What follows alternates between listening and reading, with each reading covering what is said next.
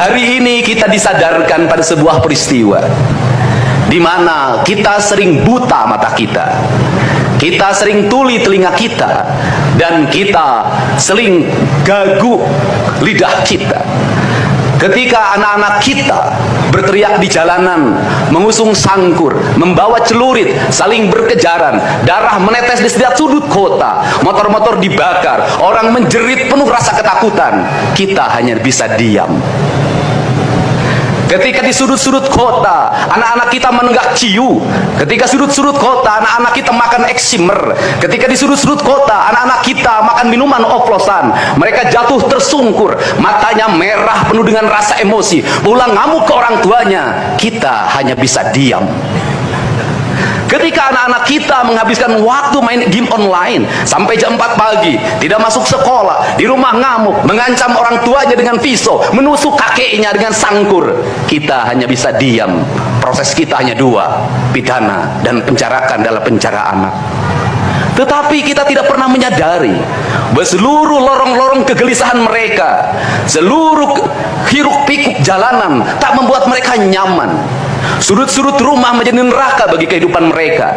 Lapang-lapang bola tergusur menjadi industri perumahan, pemukiman, dan pertokoan. Mereka kehilangan tempat bermain. Mereka kehilangan air yang jernih di sungai sehingga bisa mereka berenang. Mereka kehilangan gunung-gunung yang indah tempat mereka bercengkrama dengan alam. Mereka kehilangan sawah yang terhampar. Yang mereka lihat adalah kebisingan dan kebisingan. Bising di jalanan karena knalpotnya brong. Bising di rumah karena orang tuanya bertengkar. Maka mereka lari dalam lorong-lorong gelap, digenggamnya handphone, diambilnya obat-obat terlarang, ditengahnya minuman dalam sebuah kelompok yang sama. Kita orang-orang yang terpinggirkan di rumah, kita orang-orang yang terpinggirkan di sekolah, guru-guru telunjuknya menunjuk pada wajahnya, tapi tak bisa memberikan solusi kegelisahan jiwanya. Semua orang hanya memberikan pengamatan, analisis, kajian. Itulah metodologi yang dikembangkan bangsa ini, tetapi tidak ada yang berani mengambil solusi, mengangkat mereka di sudut jalanan, dimasukkan ke barak, dididik secara militer, diarahkan menjadi anak-anak yang berguna. Kedisiplinan militer adalah harga mati bagi kemajuan bangsa, bukan musuh. Pandangan-pandangan buruk terhadap militer adalah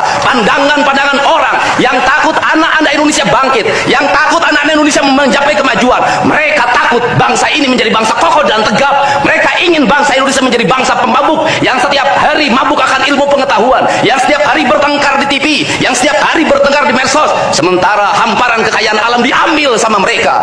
Janganlah kita menjadi antek dari bangsa lain, memporak-porandakan diri sendiri dan bangsanya dengan alasan pengetahuan, dengan alasan hak asasi manusia. Anak membawa motor di bawah umur adalah pelanggaran hak anak. Kapan kita bertindak? Dan selama ini kita membiarkannya. Anak-anak nonton film tanpa didampingi oleh orang tua, itu adalah pelanggaran anak, dan kita tidak pernah bertindak. Anak-anak di bawah umur merokok, minum minuman keras, itu adalah pelanggaran hak anak. Semuanya kita berdiam. Anak-anak main game online, nonton tayangan-tayangan dewasa lewat media sosial, kita berdiam. Negeri ini akan hancur manakala semua orang berdiam. Maka orang yang memegang kekuasaan harus menggunakan tangannya untuk merubah seluruh kemunkaran ini menjadi sebuah kebajikan. Kalau kita berkomitmen pada bangsa ini, problem anak-anak kita adalah mengkonsumsi tayangan yang bukan haknya di media sosial. Maka saya meminta peraturan pemerintah yang mengatur tentang itu segera dilaksanakan. Anak-anak di bawah umur tidak boleh mengakses media sosial yang bukan haknya. Kalau anak-anak dibangunkan jam 4 subuh, di mana letak salahnya dan di mana letak pelanggarannya? Kalau anak-anak dibangunkan kemudian disuruh membereskan tempat tidur, apa salahnya dan apa pelanggaran hak anak?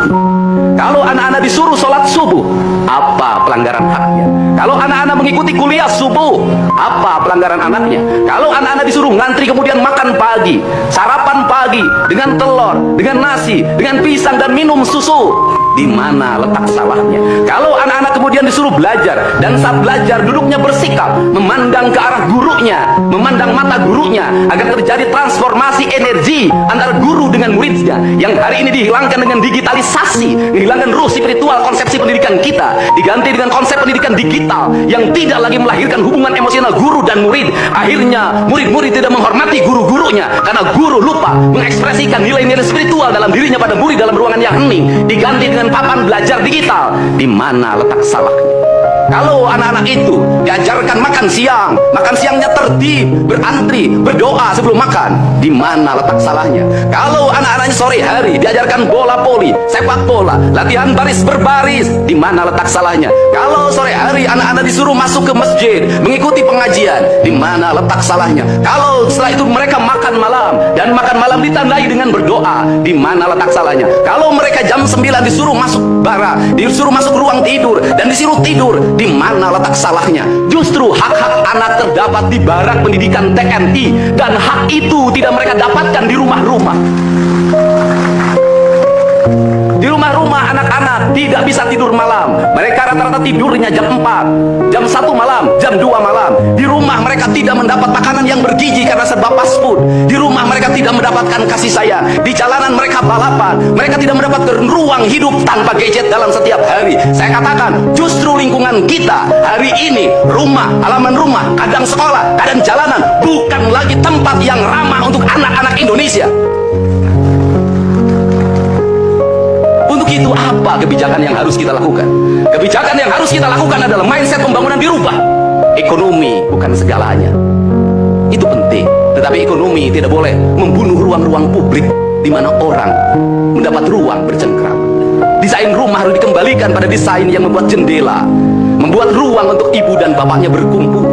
Halaman rumah harus tersedia di setiap kampung, jangan dihabiskan untuk bangunan karena anak-anak ingin bermain di halaman. Lapangan bola di setiap desa harus ada. Karena apa? Karena mereka terus berinteraksi olahraga. Sungai-sungai harus dijernihkan karena anak-anak orang miskin tidak bisa berenang di kolam renang yang berbayar. Mereka harus berenang di sungai-sungai yang jernih. Gunung-gunung harus dihijaukan karena anak kita perlu hiking dan traveling dalam setiap waktu. Anak-anak kita perlu berinteraksi dengan semesta. Lampu-lampu kadang sebulan sekali harus dimatikan agar anak kita bisa menatap langit, melihat bulan dan bintang, bahwa dia adalah bagian dari cakrawala yang indah. Negeri ini sudah sesak dengan uang di kepalanya. Yang akhirnya apa? Pendidikan hanya menjadi ucapan dan tingkatan S1, S2, dan S3. Tapi pendidikan lupa ada nilai esensial yang harus dihidupkan dalam relung hati manusia. Pendidikan Indonesia adalah mewujudkan manusia Indonesia seutuhnya. Mewujudkan manusia Indonesia seutuhnya. Dalam falsafah Sunda disebutnya Pancawaluya. Cager, bager, bener, pinter, singer. Itulah falsafah pendidikan asasi. Untuk itu hari ini ada antrian, ribuan orang yang ngantri ingin memasuki pendidikan di pendidikan sekolah kebangsaan. Dan kalian semua hari ini bisa bertemu dengan orang tuanya, bisa mendapat sertifikat dari kami, dan bisa pulang dulu. Nanti dalam 2 minggu sekali kami siapkan mobil di setiap kabupatennya untuk pergi ke Dodik lagi, mengikuti pematangan, bukan di Dodik, nanti di Badan Diklat ESDM Pemda Provinsi Jawa Barat, kalau nanti di Dodik diisi oleh siswa yang baru. Dan kami akan memantau perkembangan kalian dalam waktu 1 tahun, bukan 6 bulan. Dan saya sudah meminta kepada Dinas Kesbangpol, Dinas Pemuda Olahraga, di upacara peringatan 17 Agustus 1945 Pemda Provinsi Jawa Barat, seluruh pesertanya berasal dari siswa didik sekolah kebangsaan di Dodik Lembang. Kalian semua jadi petugas upacara Agustusan. Jadi tidak usah repot lagi, ternyata bisa. Dan hari ini bisa kalian bahagia. Saya ngasih modul bonus untuk petugas upacara dari Dodik ini 25 juta untuk dibawa pulang ke rumahnya masing-masing. Dapat uang saku, makannya enak, tidurnya nyenyak, berubah mental, bajunya bagus, pulang dapat bonus, gratis lagi. Dan tentunya buat petugas yang lain juga kita siapkan 25 juta. Nanti ditanya lagi, itu duit dari mana? Ladang konten. Saya selalu ditanya, Pak Didi duitnya dari mana ngonten? Habis itu dimasalahin lagi, gubernur konten. Lebih baik dari jadi gubernur konten, punya duit diberikan pada rakyat daripada gubernur molor. Bener nggak? Ya kan, daripada gubernur tidur, gubernur protokoler, gubernur ingin dihargai, gubernur menghabiskan anggaran jalan-jalan ke luar negeri, tuh hayang, tuh hayang. Jadi Indonesia ini perlu mental yang kuat kalau ingin melakukan perbaikan. Kenapa? Harus kuat menghadapi kaum nyinyir. Dan biarkan yang nyinyir suruh sakit hati selamanya. Karena Jawa Barat akan terus mengalami peningkatan pembangunannya. Ini baru 3 bulan. 100 hari itu tanggal 30 Mei, 100 hari kepemimpinan saya. Belum 100 hari, sudah banyak orang yang kepanasan. Apalagi 5 tahun.